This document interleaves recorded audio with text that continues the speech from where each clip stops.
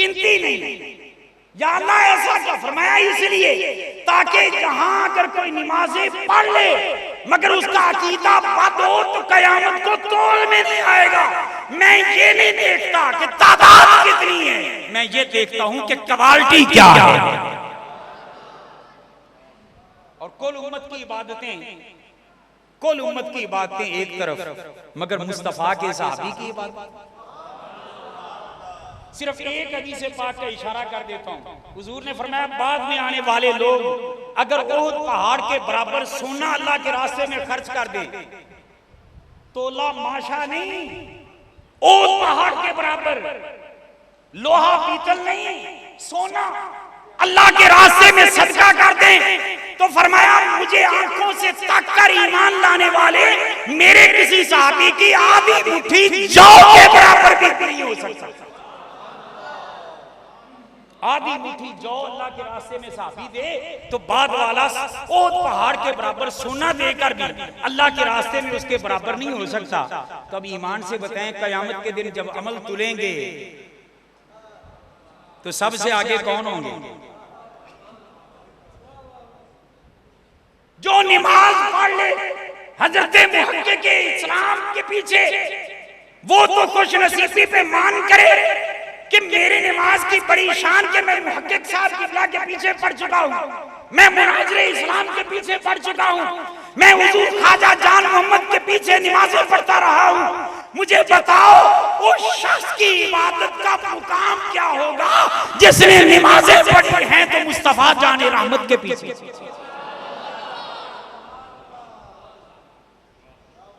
कितनी वज़नी नमाज़ होगी, कितनी वज़नी इबादत होगी। और फिर मुझे दिल करता है कि मैं अगली बात भी कर दूं। सारी उम्मत की इबादतें एक तरफ, सहाबी की इबादत का जब मुकाबला नहीं, और सारी सहाबा की इबादतें इकट्ठी कर ले, अबू बकर सिद्दीक की इबादत का जब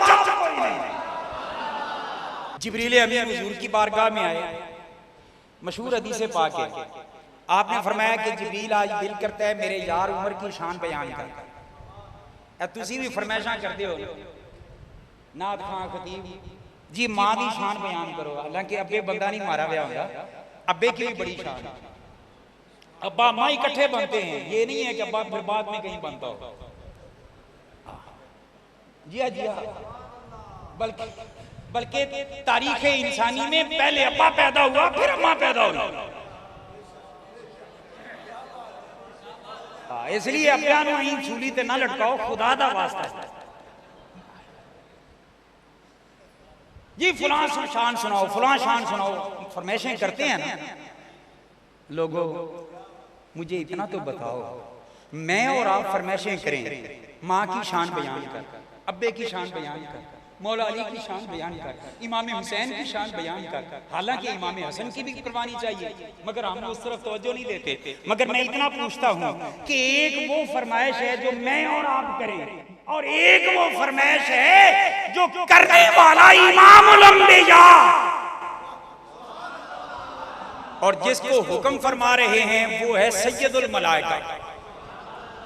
या रसूलल्लाह जिब्रील अमीन को उतनी दूर से बुला के क्यों फरमाइश कर रहे हैं? हसन बिन साबित शायर दरबारे रिसालत है, सिद्दीक पाक की शान के लिए उसने कह दिया तो उमर पाक की शान के लिए उन्हें कह दे। आका ने फरमाया नहीं, मसला बताने। या रसूलल्लाह क्या? फरमाया एक तो दुरू खतीब आवे ते चस बड़ी आंदी, हालांकि उलमा खुतबा मौजूद होते मगर दूर से आए ना, ये लाहौर हुआ है, कराची हुआ है, चस एक होती है, इसलिए सिदरा से बुला रहा हूं। या रसूलल्लाह और हिकमत, फरमाया हिकमत ये है कि मैं दुनिया वालों को पैगाम देना चाहता हूं कि उमर की शान सुनाना ये नूरियों का काम है, नारियों का काम नहीं है।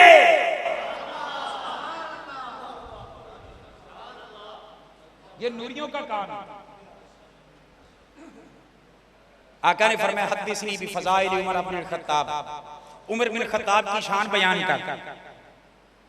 जिब्रील अमीन ने अर्ज की या रसूलल्लाह अगर नूह अलैहिस्सलाम जितनी उम्र मुझे मिल जाए जितनी उन्होंने कौम में गुजारी, तकरीबन 950 साल, इतना मुझे वक्त मिल जाए, मैनू पौना घंटा मिला है सिर्फ पौने घंटे में हुजूर में क्या बयान करूं। जिब्रील कहते हैं सिर्फ एक उम्र दी शान वास्ते 950 साल मिलन ते मिलन भी जिब्रील नूं ते अर्ज कीती सोनिया मैं 950 साल लगातार मुसलसल,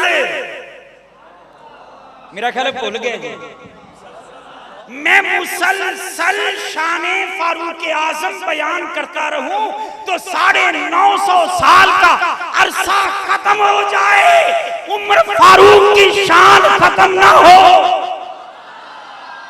मेरा एक जुमला सुनते जाएं, उम्र की शान सुननी हो तो किसी भंगी चर्सी से नहीं, जिब्रील से सुनो।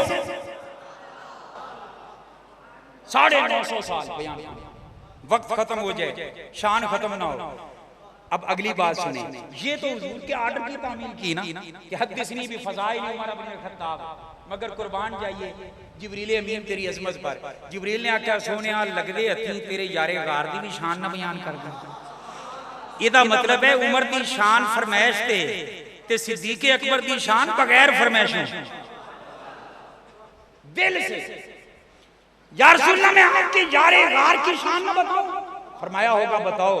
आपने फरमाया अर्ज की या रसूल अल्लाह, जिब्रील ये कह रहे हैं यार जिब्रील के अकीदे के खिलाफ अगर कोई बात करे तो किसी और को नहीं ना डरदा, ना डरे।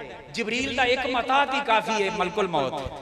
या अल्लाह क्या करने है? फरमाया फक्तुलू अनफुसकुम, आधे हथियार आधे आप पे चलाने, आधे आप कत्ल करन ते अपने आप में मारे। मेरे सोच इस गल आई, मैं आखा या अल्लाह तू बड़ा बेनियाज है, जेड़ा तेरा दुश्मन होवे ना ते तेरे शरीक भी करे पूजा ते किसी जानवर नु पूजे, तू ओनू सजा भी उनके अपने हथों दिवाने। नहीं समझे?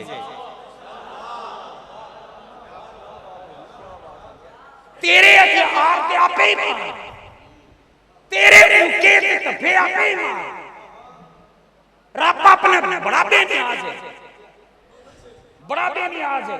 फिरौन का दिमाग खराब होया, मैं खुदा रब ने मच्छर चला दिमाग उन्हें आख्या कि जे ना लभे वो अपना बड़े सेरे च मारे। मैं आख्या रब्बा बड़ा बेपरवाह है कि आधे दुश्मनां नूं आधे ही सजा दिवावे। इनका मतलब जानवर की पूजा जेड़ा करे रब आधे हथों सजा दिवांदा है, ते जेड़ा बिछड़ा पूजे ओनू तो रब आधे हथों सजा दिवावे, ते जेड़ा घोड़ा पूजे।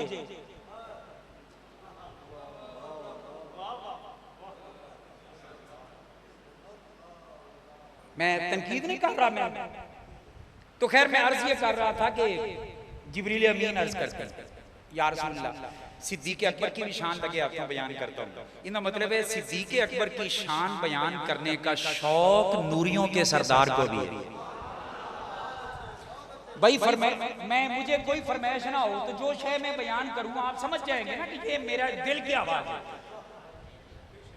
जिब्रील अमीन को फरमाइश ये नहीं है, उनकी आवाज ये है अंदर की कि आका आपके यारे गार की भी शान बयान करता हूं। आका ने फरमाया होगा सुनाओ।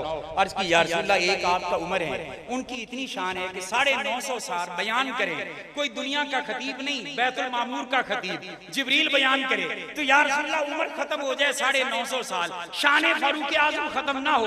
मगर आका ये भी हकीकत है इन्ना उमरा हसनातुम मिन हसनाती अबी बकर कि या रसूल अल्लाह जिस उम्र की इतनी शान है कि 950 साल में जिब्रील बयान नहीं कर सकता, वो उम्र की सारी शानें इकट्ठी हो जाए तो अबू बकर की नेकियों में से एक नेकी,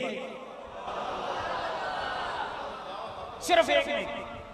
दूसरी रिवायत अम्मी जान सैयदा आयशा सिद्दीका हुजूर से पूछती हैं या रसूल अल्लाह आसमान के सितारों की तादाद के बराबर आपके किस गुलाम की नेकियां हैं? अम्मी आयशा का अकीदा ये है कि मेरे नबी आसमान के सितारों की तादाद भी जानते हैं और अपने हर उम्मती के हर अमल को भी जानते हैं।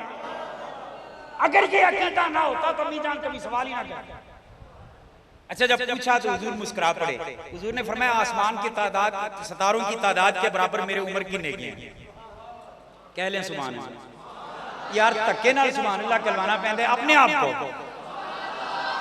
फरमाया आसमान के सितारों की तादाद के बराबर मेरे उम्र की नेकियां हैं। अब ईमान से बताओ जब नबी से पूछा गया और नबी ने फरमाया कि आसमान के सितारों की तादाद के बराबर मेरे उम्र की नेकियां हैं। तो तीन मसले तो समझ में आए ना। एक ये मसला समझ में आया कि नबी ने मोरे तस्दीक लगा दी कि आसमान के सितारों की तादाद भी जानता हूं।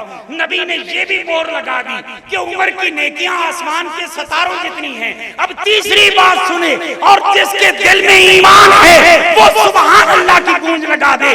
मेरे नबी ने ये कहा जब, तब तो उम्र की नेकियां आसमान के सितारों की तादाद के बराबर थी। तो जो बाद में जमाना गुजारा उमर ने, उसकी नेकियां इकट्ठी करे तो मुकाम क्या बनता होगा।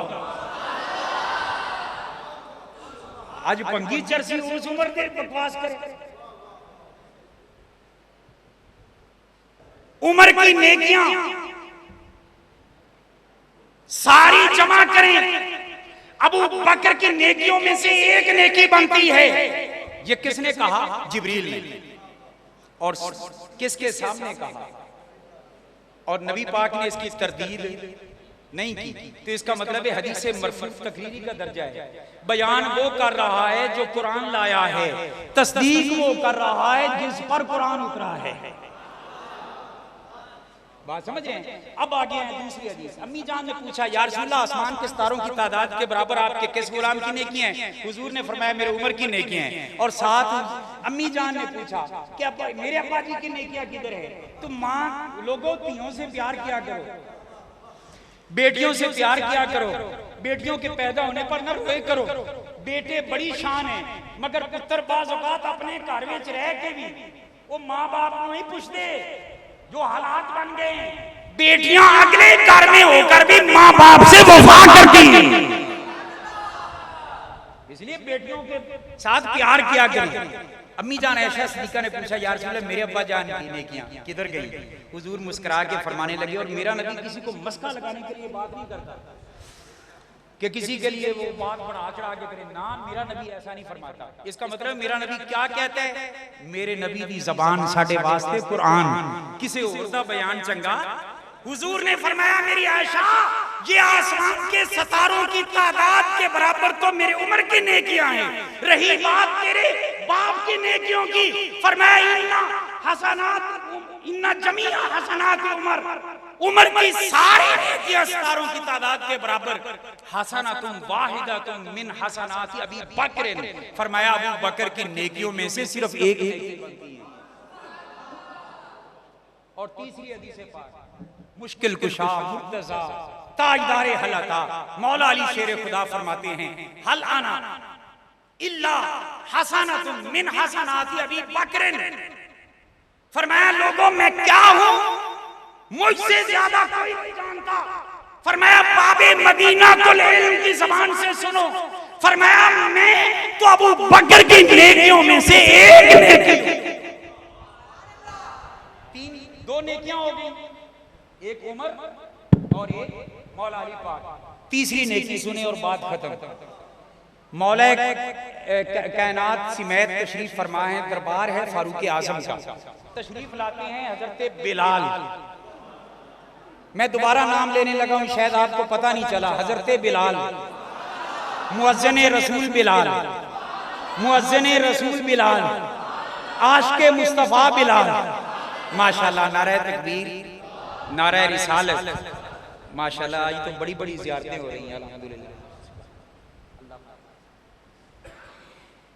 बिलाल आते हैं, मैं उस रिवायत का सिर्फ वो हिस्सा जो है वही बयान करके गुफ्तगू खत्म करने लगा। बिलाल आते हैं ना, फारूक आजम बोलते हैं।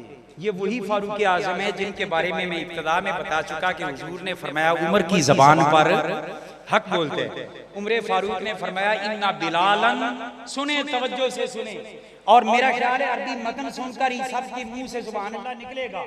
फरमाया इन्ना बिलालन हसनातुन मिन हसनाति अबी बकर।